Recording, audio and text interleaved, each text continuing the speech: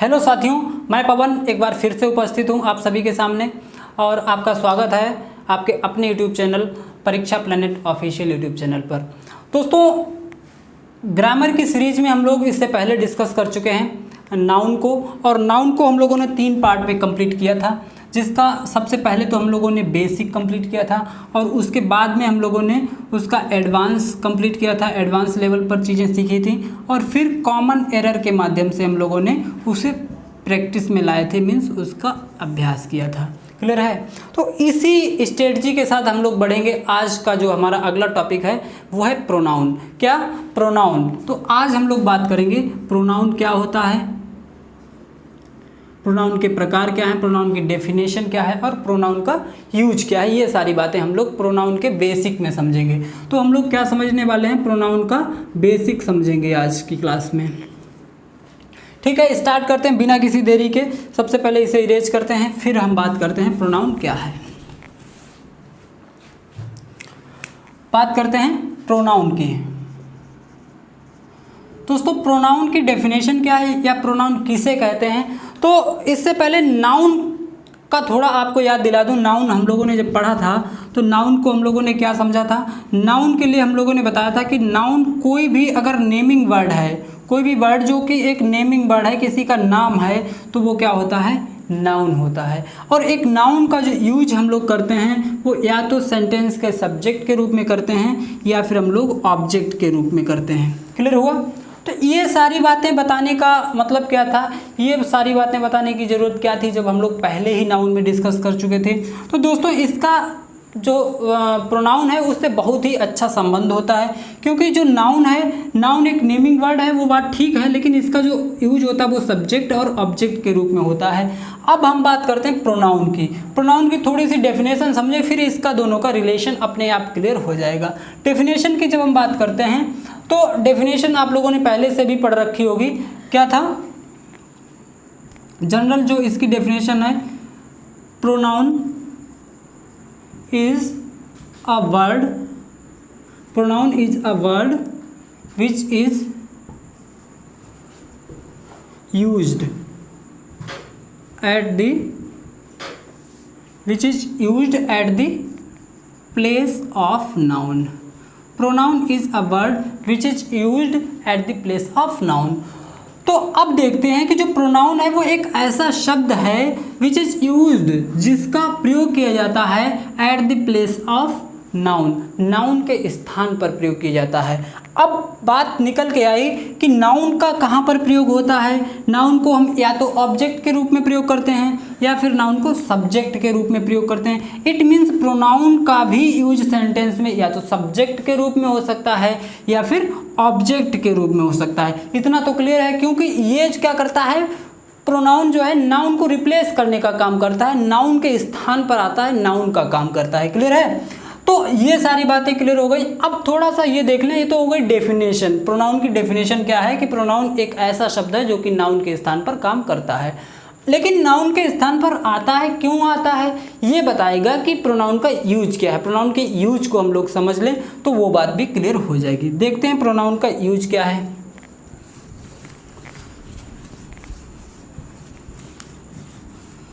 Okay, बात करते हैं प्रोनाउन के यूज की। Use of pronoun. Use of pronoun. Pronoun का यूज क्या है? क्यों हम लोग इसे एज अ टॉपिक पढ़ते हैं? ग्रामर का एक बहुत ही इंपॉर्टेंट टॉपिक क्यों है प्रोनाउन? तो इसका यूज होगा, इसीलिए तो। यूज कैसे? नाउन की जब हम लोगों ने बात की थी तो नाउन का भी एक यूज था। नाउन का जो यूज था वो क्या था? नाउन का यूज ये था कि जब हमने सारी वस्तुओं को एक एक पर्टिकुलर नाम दे रखा है तो अब हमारा जो कम्युनिकेशन है वो इजी हो जाता था। नाउन के आने से, नाउन को पढ़ने से हमारा जो कम्युनिकेशन था वो इजी हो गया, क्योंकि हर चीज़ का अलग अलग नाम है। ये मार्कर है, एक कैमरा है, बोर्ड है, बल्ब है, जो भी है सारी चीज़ें हैं, उनका एक एक नाम दे दिया गया। जब नाम दे दिया गया तो जो भी चीज़ ज़रूरत है वो हम लोग मांग लेंगे नाम से। ठीक है, तो कोई कन्फ्यूजन नहीं होगा। इसलिए क्या था, नाउन का जो यूज़ था, नाउन का जो काम था वो था कम्युनिकेशन को इजी बनाना। अब इसी तरीके से प्रोनाउन का भी कोई ना कोई यूज होगा। प्रोनाउन का यूज क्या है उसे देख लेते हैं। प्रोनाउन का एक सिंगल यूज है, प्रोनाउन का एक सिंगल यूज है, वो क्या है? इट अवॉइड्स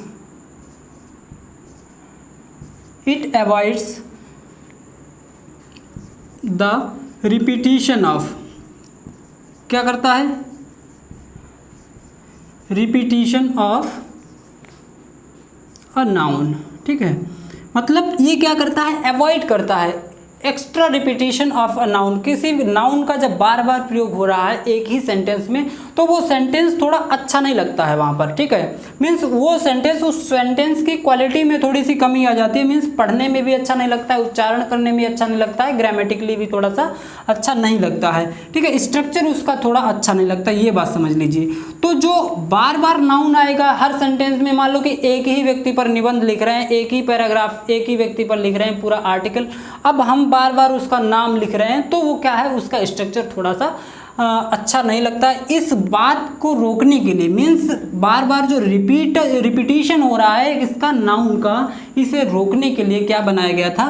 प्रोनाउन बनाया गया था। क्योंकि जहाँ जहाँ पर एक्स्ट्रा रिपीटिशन हो रहा है नाउन का, वहाँ से उस नाउन को हटाओ और प्रोनाउन उसके लिए जो एक परफेक्ट प्रोनाउन है उसका यूज कर दो, तो आपका सेंटेंस स्ट्रक्चर भी अच्छा लगने लगेगा। फॉर एग्जांपल, थोड़ा सा एग्जांपल से समझ लेते हैं। जैसे आपके पास आप बात लिख रहे हैं, आपका कोई दोस्त है राम, तो आप उसके विषय में 2-4 सेंटेंस बोलेंगे। जैसे Ram is a good boy, Ram is a good boy.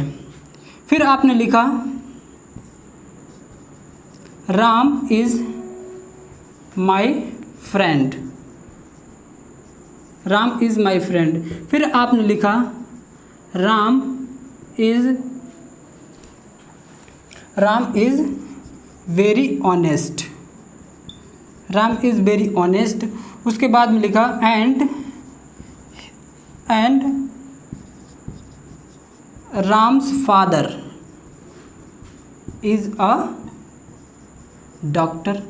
उसके बाद में आपने लिखा कि Ram father is a doctor. अब थोड़ा सा समझ लेते हैं इसमें राम क्या क्या है। जैसे हम लोगों ने कहा कि Ram is a good boy, Ram is a good boy, Ram एक अच्छा लड़का है। Ram is my friend, Ram मेरा दोस्त है। फिर आपने कहा Ram is very honest, Ram जो है बहुत ईमानदार है। And Ram's father is a doctor, और राम के जो पिताजी हैं वो एक डॉक्टर हैं। अब देखते हैं राम कितनी बार यूज हुआ। बार बार इसमें यूज हो रहा, राम एक बार यहाँ पर, फिर राम यहाँ पर यूज हुआ, फिर राम वहाँ पर यूज हुआ, और उसके बाद में यहाँ पे राम्स का यूज हुआ।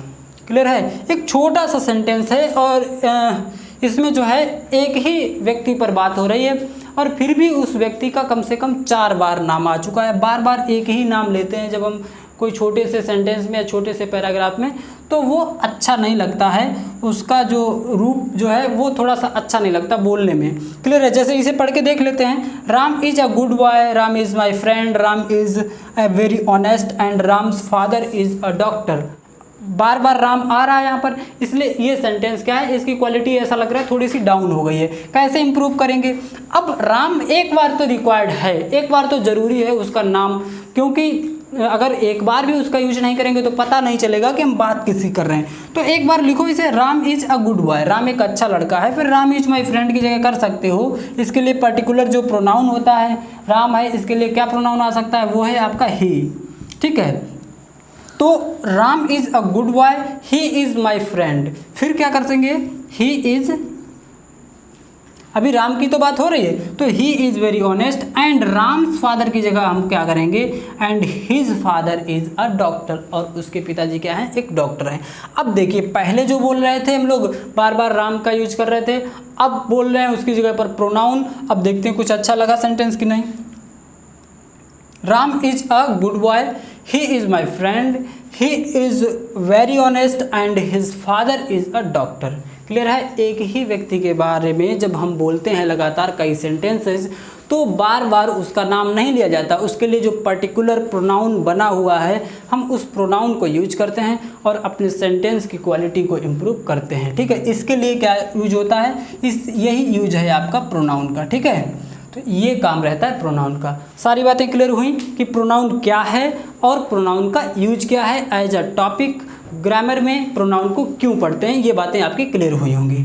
ठीक है, अब हम बात करते हैं टाइप्स ऑफ प्रोनाउन की, प्रोनाउन के टाइप कौन से हैं वो सारी बातें डिस्कस कर लेते हैं। Types of pronoun, types of pronoun, types of pronoun क्या होते हैं, कितने प्रकार के प्रोनाउन हैं वो सारी चीज़ें देखते हैं। चलो सभी के नाम लिख लेते हैं। पहला प्रोनाउन हम लोग लिख लेते हैं personal pronoun, personal pronoun, personal pronoun. उसके बाद में हम लिखेंगे पजेसिव प्रोनाउन, पहले लिख लेते हैं फिर इनके विषय में थोड़ा बेसिक समझेंगे कि कौन कौन से हैं ये। पर्सनल प्रोनाउन, पजेसिव प्रोनाउन, फिर हम बात करेंगे डिमोन्स्ट्रेटिव प्रोनाउन की, demonstrative pronoun, personal pronoun, possessive pronoun, demonstrative pronoun. फिर आपका आता है रिफ्लेक्सिव प्रोनाउन, रिफ्लेक्सिव प्रोनाउन। उसके बाद में हम बात करेंगे एम्फैटिक प्रोनाउन की, एम्फैटिक प्रोनाउन की। फिर हम बात करेंगे रेसिप्रोकल प्रोनाउन की, रेसिप्रोकल प्रोनाउन। रेसिप्रोकल प्रोनाउन के बाद हम बात करेंगे इनडेफिनिट प्रोनाउन की, इनडेफिनिट प्रोनाउन की।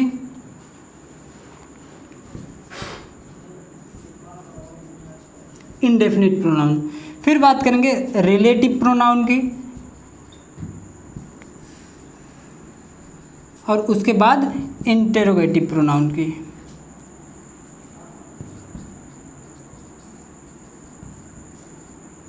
इंटेरोगेटिव प्रोनाउन की, ठीक है। तो ये सारे प्रोनाउन हम लोगों को डिस्कस करने हैं। अभी इस क्लास में चूंकि हम बेसिक की बात कर रहे हैं तो हम यहाँ पे एक शॉर्ट ओवरव्यू लेंगे कि वास्तव में ये प्रोनाउन क्या है, हम लोग कैसे पहचान सकते हैं, या कौन कौन से वो प्रोनाउन हैं जो इनके अंतर्गत आते हैं। फिर इन्हें डिटेल में हम लोग पढ़ेंगे एक एक करके, और इनसे रिलेटेड जो सारे फैक्ट हैं, जितने भी कॉन्सेप्ट हैं, सभी बातों को हम लोग अच्छे से समझेंगे। तो चलो डिस्कस कर लेते हैं। क्या है आपका पर्सनल प्रोनाउन। सबसे पहले आपका पर्सनल प्रोनाउन है। पर्सनल प्रोनाउन का मतलब क्या है, पर्सनल प्रोनाउन आपके खास तौर पे कितने हैं वो देख लेते हैं। पर्सनल प्रोनाउन में दोस्तों 7 प्रोनाउन आपको देखने को मिलेंगे। कौन कौन से? I, we, you, they, he, she और it. I, we, you, they, he, she और इट, ये 7 प्रोनाउन है। ये कौन से? पर्सनल प्रोनाउन है, पर्सनल प्रोनाउन, ठीक है। इनसे ही बहुत सारे प्रोनाउन और बन जाते हैं, जैसे आपके पजेसिव प्रोनाउन अगला नंबर है तो वो भी इन्हीं से बने हैं, ठीक है। तो पर्सनल प्रोनाउन, उसके बाद पजेसिव प्रोनाउन को समझेंगे। सबसे पहले पर्सनल प्रोनाउन जो है वो कौन कौन से हैं? I, we, you, they, he, she, it. Clear है। अब इसमें भी कई कैटेगरी हैं, 3 कैटेगरी हैं। पहली तो है इसमें, इसी में पर्सन आपको ध्यान रखना है। फर्स्ट पर्सन के कौन से प्रोनाउन है, सेकंड पर्सन के कौन से प्रोनाउन है, और थर्ड पर्सन के कौन से प्रोनाउन है, ठीक है। क्योंकि ये पर्सनल प्रोनाउन में आपको ध्यान रखने वाली बात है। तो सबसे पहले आई और वी की बात कर लेते हैं। आई और वी आपके क्या हैं? ये फर्स्ट पर्सन के प्रोनाउन हैं। कैसे हैं? फर्स्ट पर्सन के प्रोनाउन है। दूसरा है आपका यू। यू आपका सेकंड पर्सन का प्रोनाउन है। कैसा है? Second person. और उसके बाद में दे, ही, शी और इट, ये सभी कैसे हैं? ये थर्ड पर्सन के प्रोनाउन हैं, थर्ड पर्सन के, ठीक है। तो आई, वी फर्स्ट पर्सन है, यू आपका सेकंड पर्सन है, ही, शी, इट और दे ये आपके थर्ड पर्सन है। और बहुत ही मज़े की बात इसमें क्या है कि इनका अपने ग्रुप में ही सिंगुलर है और अपने ग्रुप में ही इनका प्लूरल भी है। जैसे आई का प्लूरल मतलब ये फर्स्ट पर्सन में है सब कुछ, यू अपने आप में कंप्लीट है और ये थर्ड पर्सन अपने आप में कंप्लीट है। किसी भी तरह के सिंगुलर और प्लूरल के लिए ये कोई भी प्रोनाउन किसी दूसरे प्रोनाउन पर डिपेंड नहीं है। कैसे समझ लेते हैं। आई का जो आपका प्लूरल है वो है वी। यू जो है आपका सिंगुलर भी है, एक व्यक्ति है तब भी यू का यूज करते हैं, और बहुत सारे व्यक्ति हैं, कई लोगों को आप कह रहे हो, तो ये आपका प्लूरल का भी सेंस देता है। तो सिंगुलर भी यू है और यू का प्लूरल भी क्या है? यू है।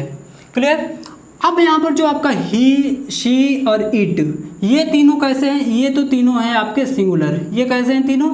ये हैं आपके सिंगुलर। अब इनका प्लूरल क्या है? तो इन तीनों का जो प्लूरल होगा, इन तीनों का प्लूरल क्या होता है? दे होता है। तो आपने देखा कि फर्स्ट पर्सन में अपना सिंगुलर प्लूरल है, सेकेंड पर्सन में अपना सिंगुलर और प्लूरल है, इसी तरीके से थर्ड पर्सन में ही, शी, इट सिंगुलर हैं और उनका प्लूरल क्या है? वो है आपका दे। क्लियर हुआ? तो ये सारी जो इन्फॉर्मेशन थी वो किससे थी? पर्सनल प्रोनाउन से रिलेटेड थी। अब बात करते हैं हम लोग पजेसिव प्रोनाउन की। पजेसिव प्रोनाउन दोस्तों क्या होता है? पजेसिव प्रोनाउन की बात करें तो अभी हम लोगों ने आई, वी की बात की, यू की बात की, दे, ही, शी, इट की बात की। तो आई का क्या बन जाता है? माइन, माइन है। यू, आई, वी का क्या हो जाएगा? आवर्स हो जाता है। यू का आपका क्या हो जाता है? योर्स है। और उसके बाद दे का क्या हो जाएगा? देयर्स है, देयर्स है। और ही, शी, इट का, ही का आपका हिज होता है, शी का हर्स होता है और इट का कुछ भी नहीं। ठीक है। तो माइन है, आवर्स है, योर्स, दियर्स, हिज, हर्स, ये सभी आपके क्या हैं? ये पजेसिव प्रोनाउन हैं जो कि पर्सनल प्रोनाउन से ही बने हैं, पर्सनल प्रोनाउन से ही बने हैं, बट ये पजेशन शो करते हैं। जैसे कहें माइन का यूज कर लें, जैसे कहें दिस हाउस इज माइन। एक एग्जाम्पल ले लेते हैं, दिस हाउस इज माइन। इसका मतलब क्या है कि यह घर मेरा है। अब माइन क्या है? यहाँ पे माइन आना तो चाहिए था यहाँ पे नाउन, ये घर मेरा घर है। ठीक है। लेकिन यहाँ पे आ रहा माइन, ये क्या है? प्रोनाउन है, क्योंकि ये नाउन को रिप्लेस कर रहा। बार बार नाउन नहीं चाहिए हमें, ठीक है, रिपीटिशन नहीं चाहिए, उस वजह से माइन का यूज हो रहा है जो कि क्या है? पजेसिव प्रोनाउन है। क्या है? पजेसिव प्रोनाउन है। किसके लिए काम कर रहा है? आई के लिए, आई से बना है, आई के लिए काम करता है।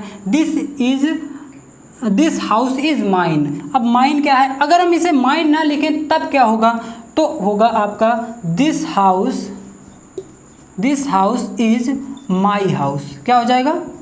This house is my house. और दोबारा जब एक बार हम हाउस का यूज कर चुके हैं तो अब नहीं चाहते कि बार बार हम एक ही नाउन का बार बार रिपीटिशन हो, तो ये ऐसा हम नहीं चाहते हैं, इसलिए हम हाउस नहीं लिखना चाहते थे, तो इसलिए हमने माई हाउस ना लिख करके इसके लिए क्या चूज किया? माइन। तो इससे आपका जो सेंटेंस है वो और भी ज़्यादा कैसा हो गया? आर्टिकुलेटेड हो गया, और भी ज़्यादा सुंदर हो गया, और भी ज़्यादा अच्छा लगने लगा। क्लियर है? तो इसलिए पजेसिव प्रोनाउन का यूज होता है। डिमॉन्स्ट्रेटिव प्रोनाउन को थोड़ा सा देखते हैं। डिमॉन्स्ट्रेटिव प्रोनाउन, डिमॉन्स्ट्रेटिव प्रोनाउन का मतलब ही होता है, देखो पर्सनल प्रोनाउन आपका व्यक्तिवाचक सर्वनाम है, पजेसिव प्रोनाउन जो है आपका वो कैसा है? पजेशन शो करता है, मीन्स किसी भी चीज़ पर आपका अधिकार शो करता है, तो वो आपका क्या है? राइट शो करता है, तो आपका पजेसिव प्रोनाउन है। उसके बाद बात की थी हम लोगों ने डिमॉन्स्ट्रेटिव प्रोनाउन की। डिमॉन्स्ट्रेटिव प्रोनाउन को समझ लेते हैं। डिमॉन्स्ट्रेटिव का मतलब होता है दोस्तों संकेत करना, संकेत करना, डिमॉन्स्ट्रेट कर रहे हैं। डिमॉन्स्ट्रेट करने का मतलब इशारा कर रहे हैं, संकेत कर रहे हैं, किसी कुछ बताना चाह रहे हैं, कुछ कहना चाह रहे हैं, इस तरीके की बातें। ठीक है। संकेत किससे करते हैं? कौन से शब्द हैं जो प्रोनाउन के रूप में यूज होते हैं? जैसे अब अगर हम बात करें डिमॉन्स्ट्रेटिव प्रोनाउन की, तो यहाँ पे आता है दिस, दैट, दीज, दोज और सच। तो ये सब आपके कौन से हैं? ये जो प्रोनाउन हैं वो आपके कैसे हैं? ये डिमॉन्स्ट्रेटिव प्रोनाउंस हैं, क्योंकि ये संकेत करते हैं। जैसे कहें दिस इज अ साइकिल, यह एक साइकिल है। दिस इज अ पेन, यह एक पेन है। ठीक है। दैट इज अ पेन, वह एक पेन है। ठीक है। और मेन रूप से अगर बात करें तो दिस और दैट ही हैं, दिस और दैट ही हैं। और दिस का जो प्लूरल है वो क्या है? वो दीज है। और यहाँ पर जो आपका दैट है, दैट का प्लूरल क्या है? दोज है। मान लो कि एक वस्तु है नज़दीक, तो उसके लिए कहा दिस। अगर बहुत सारी वस्तुएं हैं, बहुत सारे पेन हैं यहाँ पर, तो आपका these are pens. That is a ball, वह एक गेंद है। अगर बहुत सारी बॉल्स हैं तो दोज आर बॉल्स, तो वे सारी गेंदें हैं। क्लियर है। सच का मतलब कहें कि ऐसी हमारी समस्याएं हैं। जैसे हमने कहा कि ऐसी हमारी समस्याएं, पहले किसी को अपनी कहानी बताई, मैंने अपने विषय में बताया क्या क्या परेशानी है, उसकी तरफ डिमोन्स्ट्रेट किया, फिर उन परेशानियों की तरफ डिमोन्स्ट्रेट किया, क्या मैंने कहा, सच आर माई प्रॉब्लम्स। ठीक है, ऐसी हैं हमारी समस्याएं, ये हैं हमारी परेशानियां। क्लियर है। तो सच का भी यूज कैसे होता है, डिमोन्स्ट्रेटिव प्रोनाउन के रूप में होता है। अगला जो है आपका रिफ्लेक्सिव और इम्फेटिक। रिफ्लेक्सिव और इम्फेटिक को एक साथ पढ़ेंगे और दोनों को समझेंगे, क्योंकि इसमें जो वर्ड हैं वो सेम हैं, उनका यूज डिफाइन करता है, उनका यूज बताता है कि कोई प्रोनाउन रिफ्लेक्सिव है या उसका इम्फेटिक प्रोनाउन की तरह यूज हो रहा है। रिफ्लेक्सिव प्रोनाउन का एक एग्जांपल लेते हैं। देखो, रिफ्लेक्सिव हो या इम्फेटिक हो, सेम प्रोनाउन हैं। कौन कौन से वो अभी हम बात करेंगे। जैसे एग्जांपल ले लेते हैं, जैसे कहें आई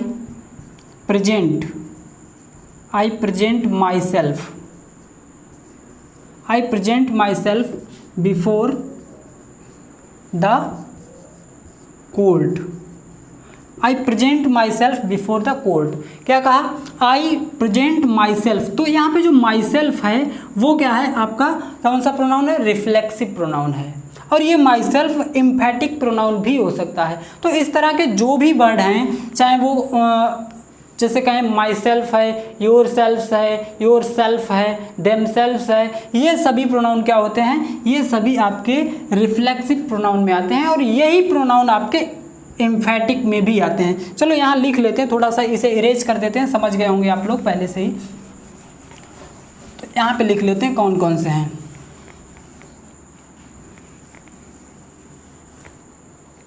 ठीक है, हमें बात करनी किसकी, रिफ्लेक्सिव की और इम्फेटिक की। तो ये सेम प्रोनाउन है। कौन कौन से हैं, जैसे कहें माई सेल्फ,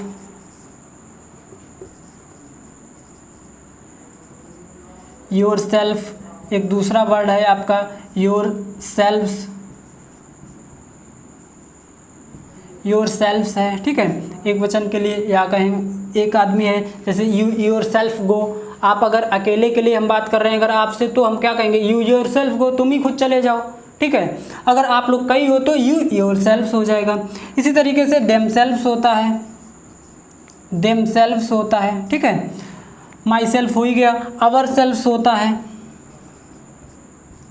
आवर सेल्फ होता है। तो ये सारी बातें हैं, ये सब क्या है, प्रोनाउन है। कौन सा, रिफ्लेक्सिव प्रोनाउन कह लें हम लोग, या इन्हें इम्फेटिक प्रोनाउन कह लें। लेकिन इनका यूज देख के तब हम डिफाइन कर पाएंगे कि कोई भी प्रोनाउन ये एम्फेटिक की तरह यूज हो रहा है या रिफ्लेक्सिव की तरह। जैसे यहाँ पर I present myself before the court, तो मैं क्या है, अपने आप को कोर्ट के सामने प्रेजेंट करता हूँ। ठीक है, प्रेजेंट करता हूँ का मतलब जब भी डेट होती है, जब भी जाना होता है, ज़रूरी समझता हूँ, जब भी कोर्ट से बुलाया जाता है तो मैं जाता हूँ। ठीक है, I present myself before the court. अब क्या किया, प्रेजेंट आपकी वर्ब है। पहचानने का सही तरीका क्या है, पहचानने का सही तरीका क्या है, रेसिप्रोकल है या एम्फेटिक है। पहचानने का तरीका ये है कि ये बात जो myself, ourself, it, myself, ourself और आपका योर सेल्फ, देम सेल्फ, जो भी है ये कहाँ यूज हो रहा है, वर्ब के पहले यूज हो रहा है या वर्ब के बाद यूज हो रहा है। अगर वर्ब के बाद यूज हो रहा है, इसका मतलब थोड़ा इसका असर कम हो जाता है। मीन्स ये थोड़ा सा जो सेंटेंस है ये थोड़ा पोलाइट बना रहता है, और पोलाइट जब बना रहता है तो इसे हम लोग रिफ्लेक्सिव प्रोनाउन कहते हैं। जैसे I present myself before the court, I saw myself in the mirror, मैंने अपने आप को दर्पण में देखा, शीशे में देखा। क्लियर है। तो वहाँ पर क्या है, सबसे पहले आपकी वर्ब आ गई और वर्ब के बाद में माई सेल्फ आया, इसलिए ये क्या है आपका रिफ्लेक्सिव प्रोनाउन है। यही माई सेल्फ अगर वर्ब के पहले आए, या जो आई है आपका, आई सब्जेक्ट है, सब्जेक्ट के ठीक बाद आ जाए अगर यही माई सेल्फ, तो क्या हो जाएगा, तो वो एम्फेटिक प्रोनाउन कहा जाएगा। जैसे कहें I myself will do it, जैसे मैंने कहा I myself will do it, जैसे मैंने कहा I myself will do it, मैं खुद इसे करूँगा। ठीक है, I myself will do it, मैं ये काम खुद करूँगा, मैं ये कहना चाहता हूँ तो खुद करूँगा, अपने आप करूँगा, स्वयं करूँगा। तो मतलब जोर देकर कह रहे हैं ना, दृढ़ता वाली बात कर रहे हैं, इम्फेसाइज कर रहे हैं। इम्फेटिक कहीं और से नहीं आया, इम्फेटिक का मतलब है इम्फेसाइज करना, जोर देना। हिंदी में इसे कहते हैं दृढ़ता सूचक प्रोनाउन, दृढ़ता सूचक सर्वनाम।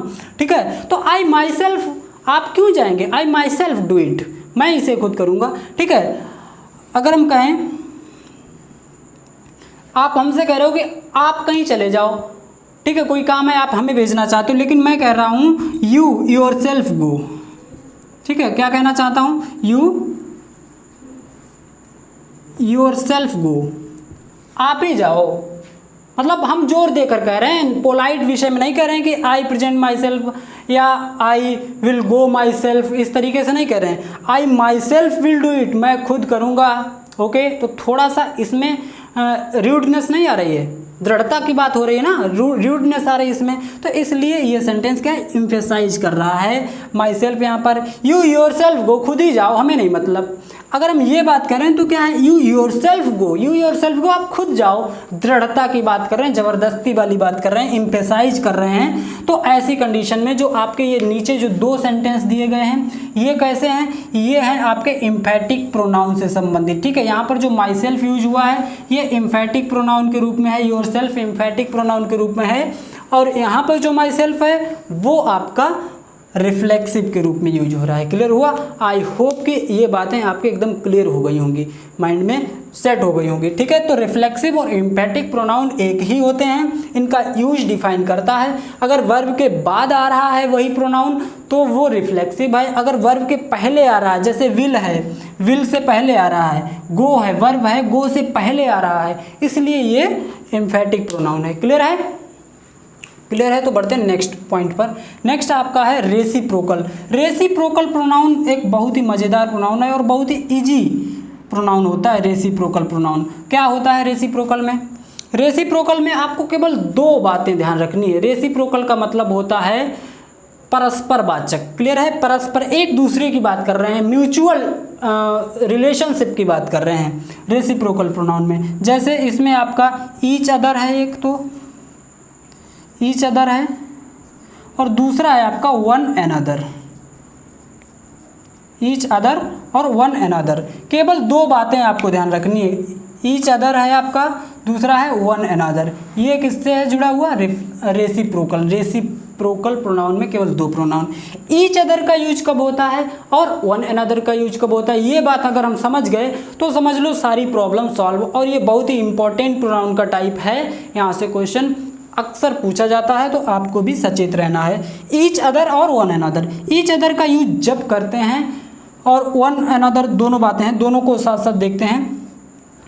ईच अदर का मतलब है जब दो व्यक्तियों के बीच में कोई म्यूचुअल आदान प्रदान की बात कर रहे हैं, म्यूचुअल आदान प्रदान की बात कर रहे हैं, तो वहाँ पर ईच अदर का, जैसे दो लोगों के लिए यहाँ पे लिख लेते हैं टू पर्सन्स।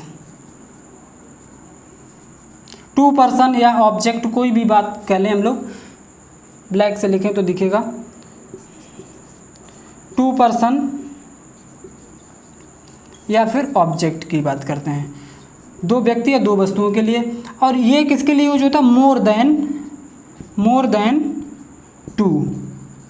ठीक है, दो से अधिक व्यक्ति और वस्तुओं के लिए जो यूज होगा वो वन अनदर, और दो के लिए यूज होता है वो ईच अदर। जैसे कहें राम, राम सबसे अच्छा शब्द होता है, Ram and Shyam. Ram and Shyam help, Ram and Shyam help each other, each other. ठीक है, Ram and Shyam help each other.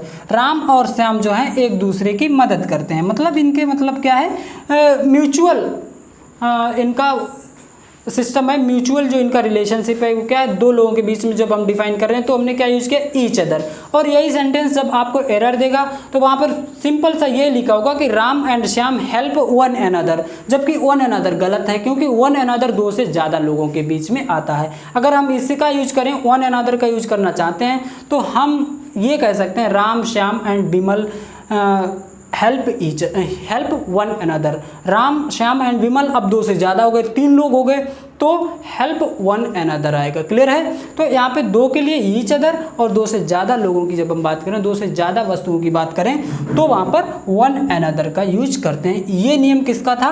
Reciprocal pronoun का। अब नेक्स्ट है आपका इंडेफिनिट प्रोनाउन, उसके बाद रिलेटिव प्रोनाउन और इंटेरोगेटिव प्रोनाउन। इंडेफिनिट प्रोनाउन को थोड़ा समझ लेते हैं, थोड़ा बोर्ड क्लियर कर लें, उसके बाद में आगे बढ़ते हैं। ओके गाइस, अब हम बात करते हैं इंडेफिनिट प्रोनाउन की। चलो यहाँ पर समझते हैं इंडेफिनिट प्रोनाउन क्या होता है।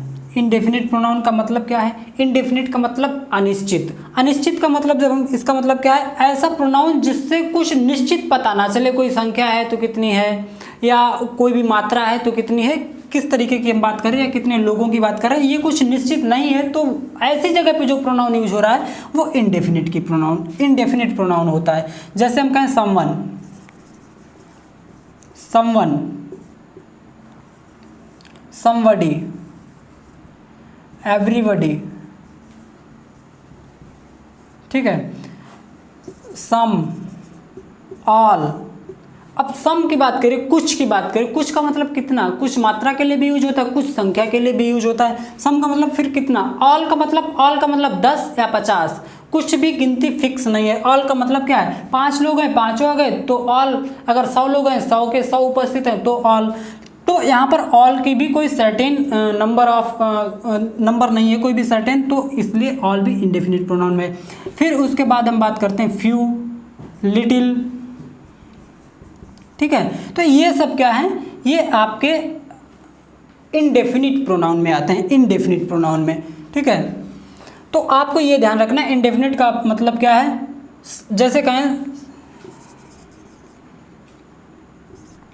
Someone calls you, someone calls you, कोई आपको बुला रहा है या कोई आपको बुलाता है। समवन कॉल्स यू, कोई आपको बुलाता है। अब ये कोई हो सकता है। कोई का मतलब कुछ भी निश्चित नहीं है। जहाँ निश्चित नहीं है, जहाँ पर अनिश्चित बात हो रही है, अनिश्चित व्यक्ति की बात हो रही है, अनिश्चित संख्या की बात हो रही है, अनिश्चित मात्रा की बात हो रही है, तो ऐसी जगह पर इंडेफिनिट यानी अनिश्चित वाला ही प्रोनाउन आएगा, तो इंडेफिनिट प्रोनाउन आएगा। जब हम लोग डिटेल में पढ़ेंगे तो ये एक बहुत बड़ा टॉपिक के रूप में आपके सामने आएगा, तो हम लोग सारी बारीकी से सारी बातें वहाँ पे समझेंगे। अब रिलेटिव प्रोनाउन है और इंटेरोगेटिव प्रोनाउन है। रिलेटिव प्रोनाउन की बात करते हैं और इंटेरोगेटिव प्रोनाउन की बात करते हैं। जो बातें रिलेटिव प्रोनाउन में, वही लगभग सारे प्रोनाउन इंटेरोगेटिव में भी है। रिलेटिव में कौन कौन से हैं? रिलेटिव में हु आता है आपका, हु, हुज, हुम, हु, हुज, हुम, विच और दैट। ये सारे जो प्रोनाउन हैं, हु, हुज, हुम, विच, दैट, ये सारे प्रोनाउन आपके किस में आते हैं? ये रिलेटिव प्रोनाउन में आते हैं, रिलेटिव प्रोनाउन कहे जाते हैं। अब आप कहोगे हु मीन्स तो कौन होता है? हुज, हुम, विच, ये सभी, दैट को छोड़ दे तो ये सभी तो क्वेश्चन वाले ऐसे वर्ड लग रहे हैं, क्वेश्चन वर्ड हैं। तो यहाँ पे क्वेश्चन में का मतलब है तो यहाँ पे इंटरोगेटिव प्रोनाउन में होने चाहिए। जी हाँ, तो यही जो आपके प्रोनाउन है वो इंटरोगेटिव भी हैं, तो लिख लीजिए इन्हें भी।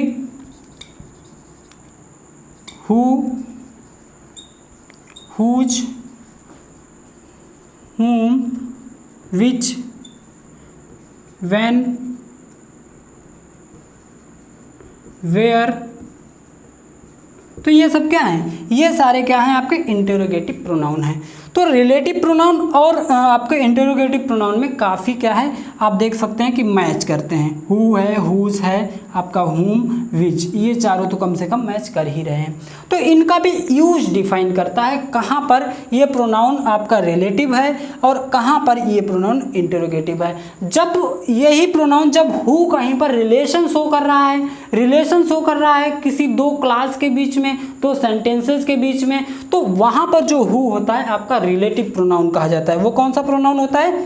रिलेटिव प्रोनाउन होता है। और जहाँ पर हु एक क्वेश्चन वर्ड के रूप में यूज होता है, क्योंकि हु को लगा करके क्वेश्चन भी पूछा जाता है, who are you, who are you, आप कौन हैं। तो यहाँ पे हु जो है वो आपका इंटरोगेटिव है, क्योंकि यहाँ पे हु इंटरोगेट कर रहा है। इंटरोगेट का मतलब प्रश्न कर रहा है, ठीक है। तो हु आर यू, ठीक है। जैसे कहें विच इज़ योर बुक, बहुत सारी बुक्स रखी हैं, विच इज़ योर बुक्स, उसमें से आपकी कौन सी है, तो विच से वहाँ पे क्वेश्चन पूछ रहे हैं, ठीक है। लेकिन अगर हम कहें I gave the book which was yours, मैंने वो बुक किसी को दे दी जो कि आपकी थी, ठीक है, जो कि आपकी थी, तो वहाँ पे विच क्या रिलेशन शो कर रहा है। जैसे हु से एक एग्जांपल ले लेते हैं, एक तो रिलेटिव का एग्जांपल लेना है हम लोगों को समझने के लिए, और एक हु से ही इंटरोगेटिव का भी एग्जांपल लेना है। जैसे कहें anybody has stolen the book which was yours, ठीक है। Anybody has stolen the book which was yours, किसी ने वो किताब चुरा ली जो आपकी थी, मीन्स किताबें तो वहाँ पर और थी। विच का यूज, ये ध्यान रखना, विच का यूज सेलेक्ट करने के सेंस में होता है। जैसे बहुत सारी वस्तुएं हैं, उसमें से किसी एक की जब हम बात करें तो वहाँ पे विच लगाया जाता है, क्लियर है। तो anybody has stolen the book, अब बुक कौन सी चुराई है, बुक्स तो बहुत सी थी, तो उससे बताने के लिए, उसे डिफाइन करने के लिए एक रिलेशन शो किया गया है बुक से, विच वाज योर्स। तो बुक का रिलेशन किससे, विच से है, जो कि आपकी किताब थी। और ये भी ध्यान रखिएगा कि जो रिलेटिव प्रोनाउन होता है, रिलेटिव प्रोनाउन जिस वर्ड के लिए काम कर रहा है उसके ठीक बाद आता है। यहाँ पर जो विच है रिलेटिव प्रोनाउन है, और ये काम किसके लिए कर रहा है, बुक के लिए कर रहा है, तो ठीक बुक के बाद इसका आना जरूरी है, कंपलसरी है, क्लियर हुआ। जैसे कहें the Ram who is your brother, वह राम जो आपका भाई है, इज वेरी ऑनेस्ट, वो बहुत ही ईमानदार है, ठीक है। और वैसे कहें हु इज़ योर ब्रदर, आपका भाई कौन सा है या आपका भाई कौन है, तो वहाँ पर हु क्वेश्चन पूछ रहा है। अगर हम कहें the Ram who is your brother, वो राम जो आपका भाई है। अब मान लो कहीं ग्रुप में कई राम हैं, 2-3 लड़के हैं, उनका नाम राम है, तो हम किसकी बात कर रहे हैं, जो आपका भाई है। The Ram who is your brother, वह राम जो आपका भाई है, is very honest. The Ram who comes from Sitapur, वह राम जो सीतापुर से आता है, इज़ वेरी ऑनेस्ट। तो वहाँ पर राम और हु के बीच में जो रिलेशन शो कर रहा है, हु राम के, और कौन सा राम जो सीतापुर से आता है, ये डिफाइन करने के लिए जो रिलेट करने का काम करता है वो हु है। तो वहाँ पर हु आपका रिलेटिव प्रोनाउन है। अगर कहें कि हु आर यू, तो यहाँ पर हु रिलेशन नहीं शो कर रहा है, यहाँ पर हु क्वेश्चन पूछ रहा है, और क्वेश्चन पूछ रहा है तो वो इंटरोगेटिव प्रोनाउन कहा जाएगा।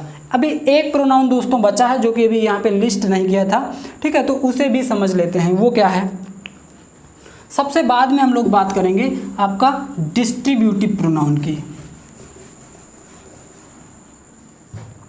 डिस्ट्रीब्यूटिव प्रोनाउन ये छूट गया था, इसे भी समझ लीजिए। डिस्ट्रीब्यूटिव प्रोनाउन, डिस्ट्रीब्यूटिव प्रोनाउन का मतलब क्या था, डिस्ट्रीब्यूट करते हैं। डिस्ट्रीब्यूट का मतलब क्या है, वितरण संबंधी एक तरीके से कहें तो। डिस्ट्रीब्यूट कब करेंगे, जैसे कहें आइदर, नाइदर,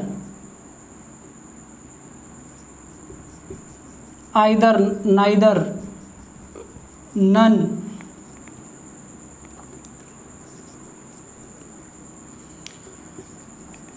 एनी, ठीक है, और आपका क्या हो जाएगा, वन भी इसी में आता है, ठीक है। तो ये आपका आइदर, नाइदर, नन, बोथ, ठीक है, ये सब आपके कैसे हैं, वो डिस्ट्रीब्यूटिव प्रोनाउन में आते हैं। डिस्ट्रीब्यूटिव प्रोनाउन, डिस्ट्रीब्यूटिव का मतलब क्या, आइदर, नाइदर है आपका, आइदर दो में से अगर कोई एक है, दो में से दो लोग हैं, दो व्यक्ति हैं, दो वस्तु हैं, दो में से कोई एक के सेंस में अगर हम बात करते हैं, कोई एक के सेंस में हम लोग क्या यूज करते हैं, आइदर।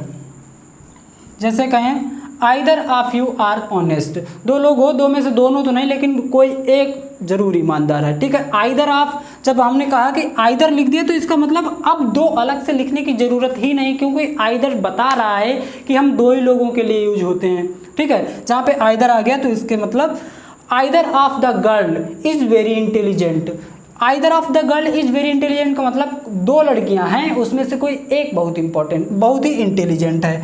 और अगर दो में से कोई नहीं है तो वहाँ पे क्या आ जाएगा, नाइदर आ जाएगा। नाइदर का मतलब neither of you are intelligent, ठीक है, neither of you is intelligent, आप में से कोई भी इंटेलिजेंट नहीं हो, मीन्स दोनों ही बेवकूफ़ हो, क्लियर है। तो neither of you is intelligent. तो यहाँ पर आप देख रहे हैं कि ये डिस्ट्रीब्यूटिव प्रोनाउन है, इसलिए नन का मतलब क्या है, दो नहीं, दो से ज़्यादा लोग हैं, उसमें से अगर कोई नहीं तो वहाँ पर आपका क्या हो जाएगा, नन का यूज होगा। जैसे 4 लोग हैं, अब चारों बेवकूफ़ हैं, तो none of you is intelligent कहें, या हम कहें none of you is honest. तो ये सारी बातें थी किससे लेकर के, प्रोनाउन से। कौन कौन से प्रोनाउन हम लोगों ने आज बात किए हैं, यही सभी प्रकार हैं प्रोनाउन के। ये आपका बेसिक था। एक बार नाम इन सभी का दोबारा से रिवाइज कर लेते हैं। Personal pronoun, possessive pronoun, demonstrative pronoun, reflexive pronoun, एम्फैटिक pronoun, reciprocal pronoun, indefinite, relative pronoun और इंटरोगेटिव प्रोनाउन, और फिर डिस्ट्रीब्यूटिव प्रोनाउन। तो ये लगभग 10 प्रोनाउन हैं और आपको ये सभी बहुत अच्छे से पढ़ने हैं। डिटेल्ड जो आपकी क्लास आएगी, जहाँ पर हम लोग सभी प्रोनाउन एक क्लास में कवर करना तो मुश्किल है, तो जहाँ तक पॉसिबल होगा 2 और 3 प्रोनाउन एक क्लास में ले लिया करेंगे, जिससे कि 25 और 30 मिनट की क्लास हो जाया करेगी और सारी चीज़ें अच्छे से समझ में भी आएंगी। तो एक टॉपिक है आपका प्रोनाउन, बहुत इंपॉर्टेंट है। चलो समझते हैं इसे एक सीरीज की तरह से। आज का बेसिक हमें लगता है कि आपके लिए बहुत हेल्पफुल सिद्ध होगा, और मिलेंगे दोस्तों नेक्स्ट क्लास में। आज के लिए बस इतना ही है। और हाँ, अगर अभी तक चैनल को सब्सक्राइब नहीं किया है तो चैनल को सब्सक्राइब करें, ठीक है। फेसबुक पर परीक्षा प्लेनेट आप ग्रुप ज्वाइन कर सकते हैं, वहाँ पर हम लोग स्टडी मटेरियल भी प्रोवाइड कराएंगे आपका। इसमें इंग्लिश से रिलेटेड, इंग्लिश लिटरेचर से रिलेटेड, टीजीटी पीजीटी इंग्लिश का कंप्लीट मटेरियल आपको मिलेगा, सारी क्लासेस मिलेंगी। उसके साथ साथ साइकोलॉजी की भी बातें हम लोग करते रहेंगे, साइकोलॉजी को भी साथ साथ पढ़ेंगे, चाहे वो यूपी टेट हो, सी टेट हो या सुपर टेट हो, ठीक है दोस्तों। तो चैनल को सब्सक्राइब कीजिए, टेलीग्राम चैनल को ज्वाइन कीजिए, फेसबुक ग्रुप को ज्वाइन कीजिए और हमारे साथ बने रहिए। हम आपके लिए प्रयास करते रहेंगे। तो मिलते हैं नेक्स्ट क्लास में। Till then keep learning and keep practising. Thank you, thanks for watching.